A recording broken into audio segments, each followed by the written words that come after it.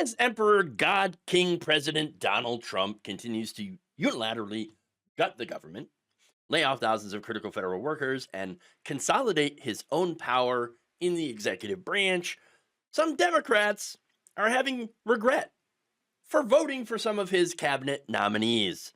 In fact, one of them, Senator Richard Blumenthal, is one of those blue dog kind of centrists, said, quote, I do regret it. Voting for VA Secretary Doug Collins was a mistake, and I apologize to the veterans of this country.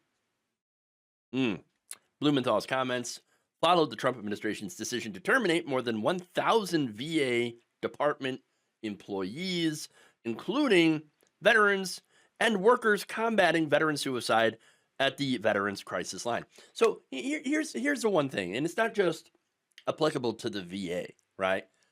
But a lot of the government workers are former soldiers. They are veterans. So when you think of the thousands of government workers being laid off, there's a big chunk of them that served our country and now worked for the government. I mean, I'm look, my uncle's lucky, right? Because he worked for the SSA and then just retired this year. So he just barely got out before Trump got into power and did all these cuts. So, I mean, he was a veteran, served in Afghanistan, okay, disarming mines. So he's airborne,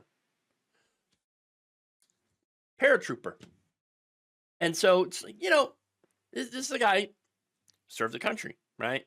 Got a job with the government, SSA, and people like him getting cut all across the government workforce.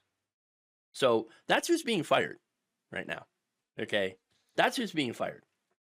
And people like Blumenthal were like, "Oh yeah, no, let's just approve everything, every nominee that Trump has, so we can be bipartisan." Right, right.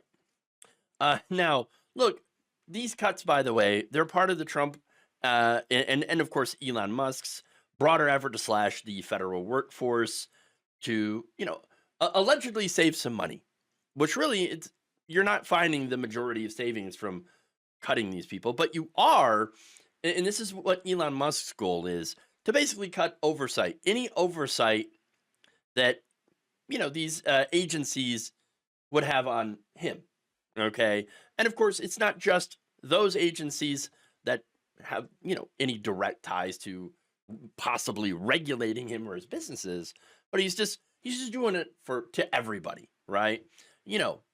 Oh yeah, no, we're just going to cut the size of government because that's really what I want to do, and I want to help my friends, my other rich friends, privatize. So that's what we're doing here. Now, Collins was confirmed by the Senate earlier this month by a wide bipartisan margin, 77-23. Okay, so why does Blumenthal have some regrets now? Quote, he has betrayed the promises that he made to me during his confirmation hearing. And maybe my vote was understandable in light of those promises. I took him at his word. You took him at his word. You idiot. Oh my God. Stupid. Never do that. Okay. But I regret it now because he has not only broken those promises, he's failed to respond to my 20 plus inquiries. Completely failed to respond to my and my colleagues' inquiries because they've joined me as to the specific reasons, the effects, and the relief that he's going to afford veterans. Oh, so you're saying he just ghosted you. You voted for him and he ghosted you. And now you're like, I can't believe it. I can't believe a Republican would lie to me. Say it ain't so. Idiots. Now, Senator Andy Kim also upset. He told Migrant Insider that he regrets voting to confirm Homeland Security Secretary Kristi Noem. The freshman New Jersey senator was one of 7 Democrats who voted in favor of Noem's confirmation. Kim confirmed on Thursday that he will not be voting for any more Trump nominees going forward because the administration has been shuttering federal agencies one by one, which they had promised to do. The Republicans have been promising for decades to shut down things like the, education department, labor department, things like that. Consumer Financial Protection Bureau. Okay. And that's exactly what they're trying to do. Now, he also expressed disappointment with answers that former Oregon Representative Lori Chavez DeRemer, Trump's nominee that had the Labor Department, gave during her confirmation hearing on Thursday. Quote, "I want someone that's going to stand up for workers." I got news for you. Republicans will never put up someone who will actually stand for workers. No, they're going to put somebody who at least says, I'm going to bust the unions. Okay. They've never been in favor of workers. Okay. Now, Senator Chris Van Hollen had expressed similar misgivings about voting to confirm Secretary of State Marco Rubio. Speaking with CNN last week, Van Hollen cited Rubio helping to dismantle the U.S. Agency for International Aid. Okay, so that's USAID. My one vote I cast for a member of the Trump cabinet was for now Secretary Rubio. Van Hollen told the network, I regret to say that I regret that vote. Because once installed in office, he is essentially abandoning the positions he took here as a United States Senator. Rubio said he was going to consult with us on the USAID situation. So yes, I've been extremely disappointed in the actions of Secretary Rubio. Stupid. How did you not see this one coming? How? Do you actually believe these people when they tell you things? How could you be that dumb? Look, I know they're not stupid. Okay? These are intelligent people. So what's going on? What's the reality? It's because they keep playing by the old rules. Okay? So those old rules are, well, we must have decorum and we must have comity. That's right. The gentlemen from such and such state. No, we're not playing by that anymore. Okay. So look, they vote to support Trump's nominees. They think, and then, maybe Republicans will occasionally throw us a bone. And then we're going to work together to pass bills that will enrich our wealthy donors. That's how the game is normally played. And the thing is, Trump's not quite playing that game. Okay. Yes, at the end of the day, he's still going to enrich wealthy donors, right? His wealthy donors, and mainly him and Elon Musk.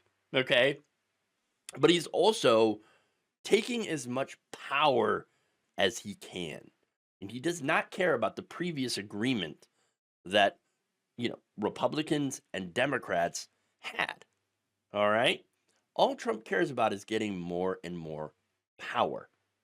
Okay? So, now speaking of power, okay, you might be wondering, well, look, what can the Democrats do? You can't actually stop them, these Republicans, from, you don't have a majority. Keith Jeffries is like, what leverage do we have? Well, just because you can't stop Trump's nominees from being confirmed because you don't have enough numbers, right? It doesn't mean that you can't fight on principle. I know. Man, a member of Congress actually having some principles? Oh. Look, I understand that, yes, the numbers game is not good for Democrats, obviously. But there is other places where you can fight him as well. And that also means that you don't have to confirm all of his nominees. Okay? And you should have never done that in the beginning. All right? But yes, you can oppose Trump elsewhere. For example, when he violates the Constitution, which he's doing a lot. Okay? This is not the time for comity and bipartisanship. Okay? You're an opposition party now. Freaking act like it. And by the way, this is what the voters are telling you to do. Okay? Democratic voters are currently pissed with the way that the party is handling Trump. And by handling, basically with kids' gloves. Okay? According to a Quinnipiac University poll released on Wednesday, 40% of Democrats approve of the way Democratic lawmakers are handling their job, while 49% disapprove. So I think that number should be a hell of a lot higher. All right. And I know Democrats, they love to stick with their leadership. Okay. And defend their leadership while the leadership throws them to the wolves. Okay. That's what they've been doing. Speaking of the leadership, where's Harris? Where's Kamala Harris? Where's Joe Biden? Where's Barack Obama? Where are they? Why are they not full throat denouncing everything that Donald Trump is doing? What are they doing? They are signing 8-figure book deals and accepting image awards while Donald Trump is ripping the country apart. The only people that are fighting are, you've got Democratic governors, to be fair. J.B. Pritzker, by the way. J.B. Pritzker is a billionaire. But he's actually putting up more stiff backbone resistance to Trump than, people that are in Congress. Then you got Tim Walz also fighting. You got congressmen and men and women like, for example, AOC, right? Fighting against Tom Homan. You got Bernie Sanders and others. Okay, Bernie Sanders, for example, while, you've got Hakeem Jeffries going to Silicon Valley to go talk to the donors, right? You have Bernie Sanders out there going to purple states on a let's fight oligarchy tour to try to reach, abandoned Democratic voters. That's what Bernie Sanders is doing, okay? And that's while these Democrats, the other Democrats, Democratic leadership is getting mad that their voters keep calling them and asking them to do something. Yeah. So look, I talked about in another segment that Republican congressmen are afraid of their base. Okay. So, and that's what can we do? They're like, I'm scared of these guys. These guys are crazy. Their own voters, right? They're afraid of their voters. But Democrats have the opposite problem.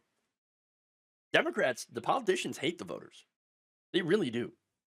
And they're constantly ignoring them, berating them, saying that things like, oh, for every blue collar worker we lose in Pennsylvania, we'll pick up 2 suburban Republicans. Once again, the Democratic Party, their big thing is we need to appeal to Republican voters, which never works. Never works. And they get mad at their own base, their own voters, because they hate them and refuse to do the bare minimum to oppose the far right. Now, these people are paid to lose, paid to put up the weakest little modicum of resistance against this far right. That's why the Democrats are so ineffective. Thank you for watching. If you enjoyed this video, please like, share, subscribe, hit the bell icon in order to get notified whenever a new video is released. And if you want to support independent, progressive media through this difficult time where it seems like everybody is shutting down, you can become a member on our YouTube page, you can become a subscriber on Facebook, or you can go to my Patreon. It's patreon.com/Jeff Waldorf. Thank you.